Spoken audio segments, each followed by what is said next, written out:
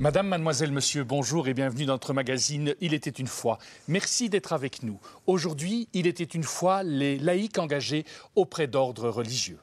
Alors il existe des hommes, des femmes qui ont décidé de mettre les valeurs de l'Évangile au cœur de leur vie. Ils ont une famille, une profession, une vie sociale active, mais un attachement tout particulier pour une communauté religieuse dont ils se sentent proches. Je vous propose de découvrir tout de suite le sommaire de l'émission.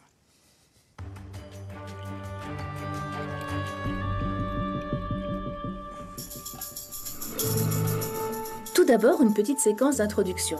Oblat ou laïc engagé, deux termes pour une réalité quasi la même. Mais que signifie-t-il? Un premier témoignage avec Dominique Servet. Il est laïc franciscain, engagé auprès des plus rejetés par notre société. Deuxième témoignage, Michel Linder. Il est laïc dominicain et il nous confie comment et pourquoi il a choisi cette voie.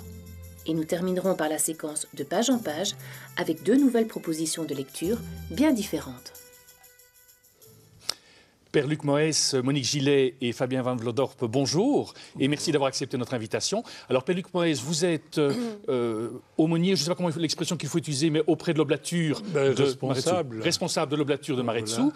Monique Gillet, vous êtes laïque franciscaine et vous Fabien, vous êtes laïque dominicain. Alors pour découvrir un petit peu ce monde des laïcs engagés auprès des ordres religieux, Corinne. Eh bien, pour commencer, Philippe, je vous propose un retour dans le temps et quelques explications sur ces laïcs engagés que certaines communautés appellent aussi des oblats. Voici notre première séquence.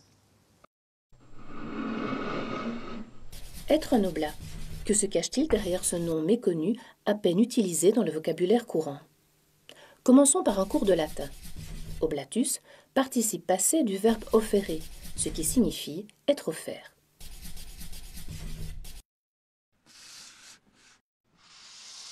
Et continuons par un cours d'histoire. Les enfants confiés dès leur plus jeune âge aux communautés monastiques recevaient le nom d'oblat. Au XIe siècle, il a fallu d'ailleurs remettre un peu d'ordre et dénoncer les parents qui se débarrassaient ainsi des petits boiteux, manchots, sourds ou aveugles. Mais de nombreux nobles faisaient aussi le choix de confier leurs fils aux bons moines. Certains n'hésitant pas à s'affilier eux-mêmes à un monastère afin de s'assurer de la prière de ceux-ci pour le salut de leur âme. Souvent, des mères ou des sœurs de religieux choisissaient aussi de vivre auprès d'eux. Elles lavaient le linge de la communauté, fabriquaient les hosties et s'occupaient de l'infirmerie. S'offrant ainsi de leur plein gré à Dieu, elles prenaient le nom d'oblates. Mais toutes ou tous ne choisissent pas la paix d'un couvent ou d'une abbaye pour être au plus près de Dieu. Prenons comme exemple Catherine de Sienne. Politicienne dans l'âme, véritable ambassadrice de Florence, ville alors en guerre contre le pape, c'est aussi l'une des premières laïques engagées dominicaines. Alors que ses parents, opposés à ses choix, l'enferment dans sa chambre, elle s'invente un lieu au fond d'elle-même qu'elle appelle sa cellule intérieure. C'est là qu'elle puisera dorénavant sa force, tout en menant son combat pour la justice et la paix sur les chemins de l'Europe. Mais reprenons. À côté des oblats réguliers, qui vivent dans la communauté des moines, selon un statut bien particulier, il existe surtout des oblats séculiers, c'est-à-dire qu'ils sont laïcs et qu'ils vivent dans le monde. Et c'est là leur vocation. Les communautés franciscaines et dominicaines préféreront le terme de laïcs engagés. Des laïcs qui cherchent à vivre l'Évangile dans leur vie familiale, professionnelle, politique ou sociale. Cette différence, comme on l'a vu dans le reportage, entre oblat régulier, oblat séculier, est-ce qu'elle est encore aujourd'hui?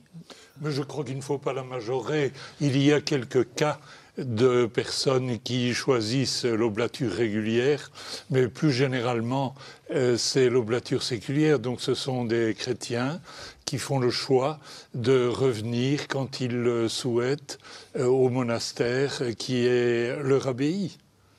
Ça, donc chaque oblature est en lien avec un monastère. Avec un monastère qui, dans la tradition monastique, est indépendant. Alors on a des liens fraternels avec d'autres entre les abbayes, mais ce qui caractérise, je trouve, la vie monastique, c'est que nous sommes marqués par le lieu. Avant d'être bénédictin, je suis moine de Maretsou.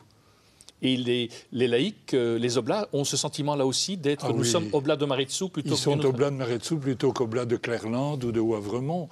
Et chacun estime que c'est son cheminement à lui. Alors, qu'est-ce qu'une oblature apporte à un monastère? Ah, mais c'est pas comme ça qu'il faut voir les choses. Je crois que c'est plutôt ce qu'ils apportent à la société. Bien sûr, ils reviennent dans leur monastère d'engagement pour s'y refaire les motivations, pour vivre des temps de prière plus intérieurs. Mais dans la société, je crois qu'ils ont le rôle de témoigner de l'intériorité et de la valeur dans une société comme celle d'aujourd'hui, qu'il y a des valeurs intérieures qui ne sont pas susceptibles de calcul, de profit, d'acquisition, etc. Mais c'est une véritable vie du cœur qu'on entretient, tenez, par la prière. Et il y a aussi, je crois, un grand souci d'intériorité par la lecture. Une recherche intellectuelle sans arriver au pinacle de la vie dominicaine, mais enfin, à notre mesure, on fait son possible. Et alors, je crois que c'est s'ouvrir aussi aux nécessités d'aujourd'hui. Tenez, par exemple, il y a quelques oblats qui ont le projet de pouvoir, sur les techniques de communication sociale, d'y présenter aussi la grande sagesse et la mesure de Saint Benoît dans sa règle. Alors, Monique Gillet, vous êtes laïque franciscaine. Oui. Qu'est-ce que ça signifie pour vous, personnellement, d'être laïque engagée auprès de l'ordre de Saint-François ? Eh bien, pour moi, c'est vivre de la spiritualité de Saint-François, justement, mais dans le monde.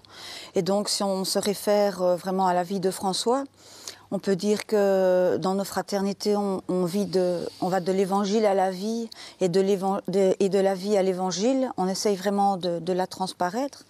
Qu'est-ce que François nous a aussi montré ? C'est l'attention aux plus pauvres, aux plus démunis, de pouvoir les considérer comme des frères à part égale, de pouvoir aussi se sentir d'église, même si aujourd'hui notre église nous fait parfois un peu mal, bien c'est quand même y vivre, essayer d'y faire des choses sans la mépriser, mais en même temps en la transformant par notre engagement, par notre foi joyeuse, etc.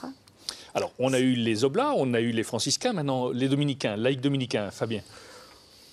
En tant que laïc dominicain, je crois quelque part qu'on participe vraiment à la découverte pour chacun, pour les autres en tout cas, du message divin. Je pense que c'est un petit peu là ce que nous essayons de faire, c'est essayer de faire découvrir à d'autres, par notre attitude et par nos paroles, la richesse de vie qui se trouve dans le message divin. Et je pense que c'est vraiment la chose la plus importante, c'est finalement de rayonner autour de soi ce message.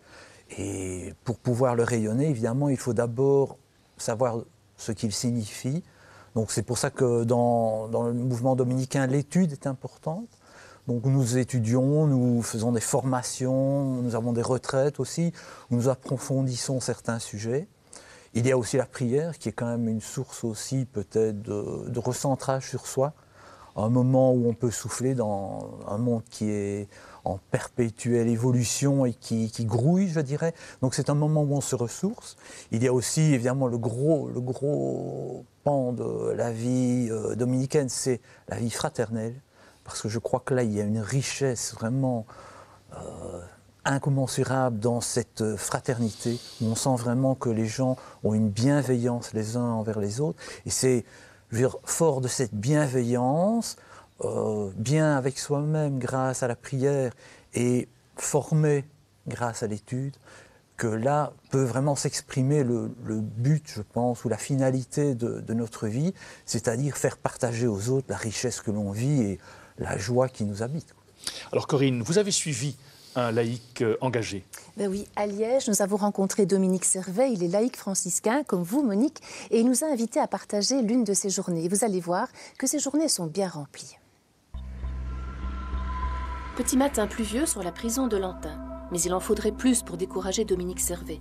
Comme chaque vendredi, il se présente à l'entrée. Pour cet ancien professeur de religion, c'est une matinée qu'il ne manquerait sous aucun prétexte. Engagé en tant que laïc dans la communauté franciscaine, c'est ici entre autres que Dominique Servet suit le chemin tracé par saint François et visite les plus défavorisés. Des laïcs comme lui, il y en a plus de 200 chez les franciscains de Belgique. Chacun a son engagement sur le terrain. Je me dis qu'avec ces détenus que je rencontre, c'est une manière de voir en eux plus que ce qu'ils ont commis, de ne pas voir leur acte, mais de voir l'être humain qui est derrière cet acte. Et donc ça me permet d'aller au-delà des clichés, au-delà de ce qui nous arrête, et de me dire chaque homme est aimé de Dieu, chaque homme est aimable, somme toute. Moi, mon monastère, c'est le monde. Et je ne suis pas moine, puisque je suis marié, je suis père de famille, donc je vis ma vocation dans le monde, ouvert sur le monde. Je sais que les moines sont ouverts sur le monde, je sais que les moines sont en prise directe sur le monde. Simplement que moi, mon lieu d'insertion, comme je le disais, c'est le vicariat Évangile et Vie, c'est là-bas que je vis ma vocation de laïc franciscain. Nous retrouvons Dominique Servet au cœur de Liège. Là, c'est au milieu des gens de la rue qu'il a choisi de s'impliquer aussi. Le décor a changé, mais l'écoute reste la même. Dans ce lieu d'accueil, chacun partage ses problèmes le temps d'un café. C'est une autre manière pour Dominique Servet de se battre contre la misère et la SBL Accueil Botanique lui tient à cœur. Oui, l'accueil botanique et bien d'autres lieux, auprès des migrants, auprès de la commission Justice et Paix pour un logement pour tous. Oui, ce sont des pas, bien sûr, qui m'amènent à plus de justice sociale. Mais François n'a rien fait d'autre que s'inspirer de Jésus-Christ. Et donc, il nous donne une manière de rejoindre l'Évangile colorée par l'esprit des franciscains. Homme de terrain, chaque jour, Dominique Servet a besoin de se ressourcer dans la prière et de retrouver une certaine intimité avec Saint François. Il est évident que François est inimitable et donc quelque part c'est des chaussures bien trop grandes pour moi, c'est un habit bien trop grand pour moi, mais c'est aussi une manière qui inspire ma vie, qui me donne une orientation, qui donne un sens à ma vie. Donc c'est quelque part, je regarde comment François d'Assise a vécu, j'écoute ce qu'il a dit en lisant ses écrits, en lisant ses biographies, et j'essaye de mettre mes pas dans les siens, et j'essaye d'aller dans la direction qu'il nous a tracée. Fabien, comment devient-on laïc dominicain? Est-ce qu'on fait son shopping? On va voir un petit peu toutes les familles religieuses? Ou comment est-ce que vous êtes devenu laïc dominicain? Je veux dire, c'est par le contact avec des dominicains. J'étais d'une paroisse à Notre-Dame de la Sarthaoui, où nous avions un clergé séculier qui faisait ce qu'il pouvait. Je pense qu'on a eu la chance d'avoir un lieu très ouvert, donc avec beaucoup de liberté, où la liberté était vraiment omniprésente. Mais au niveau du discours que l'on avait, on restait sur notre faim. Et chaque année, au mois de mai, est organisée une neuvaine. Et cette neuvaine était animée depuis plusieurs centaines d'années. Et notamment, la dernière centaine d'années, c'était par des dominicains. Et le discours qui était entendu lors de cette neuvaine était vraiment, je veux dire, le viatique de l'année pour pas mal de personnes de cette communauté. Donc, on s'est dit, waouh, il y a quelque chose vraiment qui se vit et qui peut se vivre là-dedans. Donc nous avons contacté le frère Raphaël de Villers, qui nous a un peu aiguillés vers quelque chose que nous ne connaissions pas, les fraternités laïques dominicaines, et dans laquelle nous baignons à l'heure actuelle pour notre plus grand bonheur, parce qu'on a vraiment découvert là un discours, quelque chose qui fait vivre, et c'est vraiment le plus important, je pense, à l'heure actuelle. Monique, vous, comment est-ce que vous avez découvert la famille franciscaine? Bien, un petit peu par hasard, il existait une fraternité dans la région de Soigny, Nivelles, etc., qui s'était un petit peu éparpillée. Et donc, on nous a proposé d'y rentrer. Évidemment, on y a réfléchi un petit peu. Et c'est vous dites on vous a proposé, c'est-à-dire? Mon mari et moi, oui, parce que nous sommes rentrés à deux dans la fraternité. Ce n'est pas obligatoire. Ce n'est pas obligatoire. Il y a des personnes toutes seules. Dominique, par exemple, il vient seul dans sa fraternité. Et dans la nôtre, il y a aussi des personnes seules. Je veux dire, qui viennent sans leur conjoint, quoi. Et donc, ça correspondait un petit peu à ce que nous avions envie de vivre. Et donc, voilà, on est entrés. Chez nous, c'est vraiment venez et voyez. Et donc, on est entrés et on a vraiment vu que ça correspondait à ce qu'on avait envie de vivre au niveau spirituel. Alors, Père Luché, vous, comment est-ce que les laïcs arrivent entrent dans une oblature? Nécessairement, ils font la connaissance de Maretsu. Ils en voient les beaux aspects On ne parlera pas du reste. Et alors, ils se joignent à la grande oblature. Et pendant un temps de sympathie, pendant les 5-6 réunions par an, ils y participent et le responsable transmet un peu ce qui fait la doctrine de Saint-Benoît pour aujourd'hui. Il y a des échanges pour un peu voir ce que ça représente dans la vie concrète. Et alors, après un temps que l'on apprécie ensemble, il y a un engagement. Tenez, par exemple, le 11 mai prochain, à l'issue d'une retraite que nous offrirons, elle est ouverte à tous, mais que nous passerons de la veille de l'Ascension jusqu'au samedi 11, il y aura à la suite de cela l'engagement de plusieurs pour l'oblature. Alors, Pardon, excusez-moi. oui, je vous en prie. Et pour permettre justement une reconnaissance ouverte, comme pour la retraite, le 22 juin, nous aurons une journée porte ouverte où on accueillera tous les curieux, les bons curieux. Donc le 22 juin donc, de cette année, possibilité de découvrir l'oblature à Maretsou. Alors est-ce que, Fabien, chez les laïcs dominicains, est-ce qu'il y a des vocations aussi? Est-ce qu'il y a des nouvelles fraternités? Est-ce que c'est un mouvement qui est vivant ou bien... C'est un mouvement qui est, je dirais, vraiment très vivant. En ce sens que cette année, nous avons déjà eu plus d'une dizaine d'engagements définitifs. Donc il faut savoir que dans les fraternités laïques dominicaines, on est regardant, c'est-à-dire qu'on vient un peu comme à Maretsou, on vient un peu voir à quoi ressemble une fraternité, ce que l'on peut y trouver. À partir du moment où il y a un contact et qu'il est positif, qu'on se retrouve un peu dans ce qui se vit, on fait un engagement provisoire qui dure pour une période de 3 ans et ensuite on fait un engagement définitif. Et c'est vrai qu'à l'heure actuelle, ces dernières années, en tout cas, on sent vraiment un renouveau et un grand intérêt, en tout cas, de pas mal de gens pour les fraternités laïques dominicaines. Alors restons peut-être dominicains, Corinne? Exactement. Un second témoignage avec celui de Michel Linder. Avec son épouse, ils sont engagés dans la communauté dominicaine, donc votre famille, Philippe. Le charisme dominicain lui correspond tout à fait et il va nous expliquer pourquoi. En ce début du mois de février, le jardin de Michel Linder a un petit air de printemps. Et pour ce jeune retraité, c'est le moment de sortir de leur abri les bonsaïs, histoire de leur faire prendre l'air. Et les bonsaïs, c'est l'extrême plaisir du jardinier qui aime bien travailler non seulement les plantes, mais lui-même aussi. Donc il fait un effort pour que la créature de Dieu qui est cette plante devienne de plus en plus belle. Et il espère que ça aura un effet miroir sur son âme, à lui. Et il y a presque une démarche qui est spirituelle dans la taille des bonsaïs, parce qu'il faut arriver à une grande perfection tout en laissant l'arbre entièrement libre de pousser comme il le souhaiterait.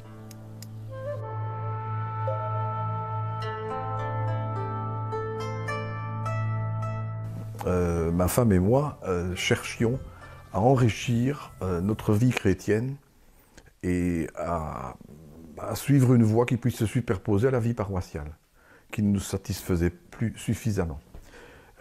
Et donc, on nous a conseillé de nous rapprocher d'un grand ordre, et ce grand ordre, c'est celui de Saint-Dominique. Saint-Dominique, qui a rassemblé dès le début une famille de prêcheurs, hommes et femmes, laïcs et religieux. Michel Linder a mis ses pas dans ceux de Saint-Dominique, car c'est un charisme qui lui correspond bien. La prière, l'étude et la contemplation font dorénavant partie de sa vie.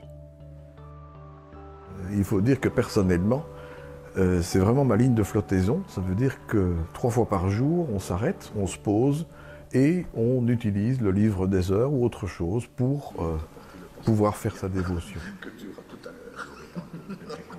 Les 2 autres volets qui nous intéressaient beaucoup dans la famille dominicaine, c'était le travail de l'intelligence de la foi, effectivement, creuser de façon presque intellectuelle les sujets qui nous intéressent pour pouvoir mieux communiquer. Et ensuite, un grand esprit de liberté. Une liberté que Michel Linder revendique. À côté de la vie en fraternité qu'il partage avec d'autres laïcs, afin de se ressourcer, il est également sur le terrain. Et c'est ici, à Braine-l'Alleud, en tant qu'aumônier d'hôpital qu'il se met à l'écoute des malades. Bonjour madame. Comment est-ce que vous allez aujourd'hui? Toujours la même chose. Toujours la même chose? Vous ne souffrez pas trop? Un engagement social qui lui tient à cœur, des rencontres qui illustrent bien ce que l'histoire raconte de son illustre modèle Saint-Dominique. Un homme gai, joyeux, patient et plein de bonté pour ses frères. Nous vivons dans le monde, nous ne sommes pas des moines dans le monde, nous sommes des gens engagés comme pères de famille dans la vie professionnelle, dans la vie culturelle, artistique et sociale, à tous les niveaux. Donc c'est là qu'on essaie d'être le plus présent et de vivre notre foi et d'aider les autres à la vivre. Comment est-ce que vos familles ou amis ont réagi quand vous avez annoncé que vous deveniez laïque dominicain, laïque franciscaine, Monique?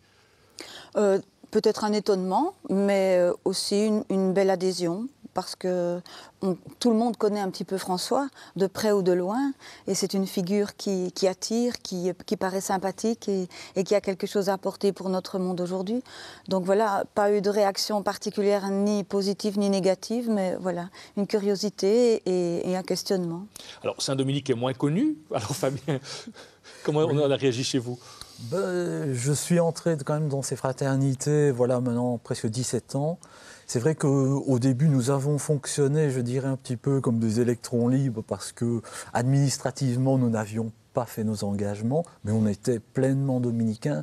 Je crois que ça, c'était pas lié à une adhésion sur papier. Et puis, il y a maintenant 7 ans, nous avons fait donc notre engagement. Et là, je crois que les gens étaient heureux pour nous, parce que je crois qu'ils ont vu que nous étions vraiment pleinement épanouis grâce à cet engagement. C'est vraiment là, j'ai eu une adhésion en tout cas de mes enfants, de ma femme, de ma famille, où franchement tout le monde était heureux pour moi. Alors, les laïcs engagés comme vous, font-ils un métier qui est dans l'Église? Ou bien avez-vous des métiers qui ne sont pas des métiers d'Église du tout, nommés par les évêques, etc. Très bien. Non, je ne suis pas du tout dans l'Église. Si, je suis actif dans ma paroisse en tant que chef de chœur, mais mon travail essentiellement, c'est vendre des pièces de rechange dans le monde entier, donc pour l'industrie de l'huile. Donc c'est pas vraiment un métier d'église. Et vous, Monique? Moi, de formation, je suis éducatrice et j'ai travaillé très longtemps comme professeur de religion, mais dans l'enseignement spécial. Et donc, voilà, je ne suis pas mandatée par l'évêque. Et vous avez un sentiment que votre engagement comme laïque franciscaine ou dominicain a transformé votre manière de vivre votre métier? Non, pas particulièrement. Disons que ça m'a ouvert certaines portes par rapport à l'image de François et évidemment le regard apporté sur mes élèves qui sont principalement des élèves d'un milieu démuni, etc.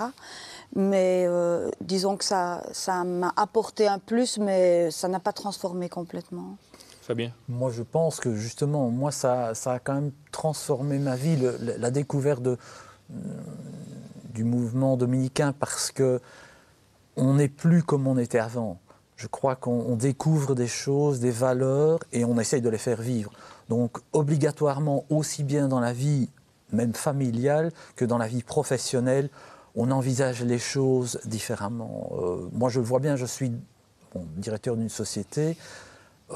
Dans le temps, j'aurais peut-être été plus comme Mittal, disons, pour dire, on aurait essayé de maximiser le profit. Autant maintenant, je me rends compte qu'il y a une dimension dont il faut tenir compte, c'est la dimension humaine. Et je privilégie avec mes clients, même si je sais parfois que je gagnerai moins, je préfère avoir une bonne relation avec un client. Et je crois que ça, c'est peut-être aussi un changement dans la façon de voir les relations entre les hommes. Ne pas maximiser le profit, mais plutôt favoriser des bonnes relations. Et je crois que là, j'ai ces bonnes relations et j'en suis très heureux. En tout cas. Perle, vous avez le sentiment aussi que l'oblature transforme les personnes qui en font partie au fil de la vie, quelque part, quelque chose se vit? Oui, il y a une paix, la paix bénédictine, il y a une paix qui s'installe insensiblement, et des personnes qui, dans la vie professionnelle, sont en pleine société, qui vivent parfois des situations humaines difficiles, nous savons ça, hein, eh bien, au gré des années, il y a une sérénité qui vient et qui prend sa place. Pourquoi? Parce qu'on devient des hommes, des femmes d'écoute, au sens le plus large du terme. On est attentif. Je crois aussi que c'est une vie où on a le sens de la mesure, hein, l'équilibre des choses, alors que toute la société est là pour nous flanquer des outrances. Il y a le sens de la mesure, et je crois que ce qui est bénéfique aussi, c'est celui, que dirais-je là, mesure, le respect. Respicere en latin, c'est regarder à deux fois. Si dans la vie d'aujourd'hui, on prenait la peine de regarder à deux fois, hein, eh bien voilà, un oblat bénédictin, ça ne se remarque pas à vue de nez, mais intérieurement, il y a des choses qui s'installent. En tout cas, merci à tous les trois de nous avoir fait découvrir un petit peu le monde de ces laïcs engagés auprès de familles religieuses. Alors, Corinne, un dernier petit reportage? Mais oui, maintenant la séquence de page en page. L'une de nos journalistes, Anne Lecomte, a rencontré à Paris quelqu'un de complètement atypique, Pierre Favre. Je vous propose de découvrir le livre qu'il a écrit, de même qu'un second livre qui vous parlera celui-là de manière de préparer sa vieillesse.